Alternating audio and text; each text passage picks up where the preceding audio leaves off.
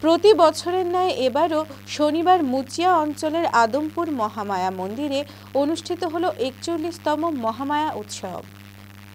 এই উৎসবকে কেন্দ্র করে মন্দির চত্বরে মালদা জেলার বিভিন্ন প্রান্ত থেকে প্রচুর ভক্তের সমাগম হয়। মহামায়া মাকে পুজো দেওয়ার জন্য মহিলাদের দীর্ঘ লাইন পড়ে যায়। মহামায়া উৎসবকে সামনে রেখে মন্দির প্রাঙ্গণে সাংস্কৃতিক অনুষ্ঠানের আয়োজন করা হয়। মন্দিরের পাশে মেলাও বসে।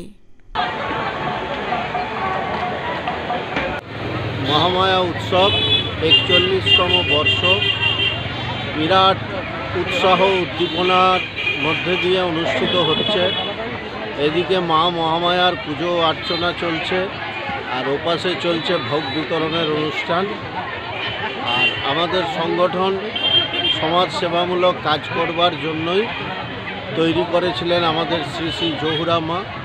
তিনি আজ শারীরিকভাবে এখানে নেই, কিন্তু সর্বত্র তার অনুভূতি, তার উপস্থিতি আমরা লক্ষ্য করছি। মালদা টুডে।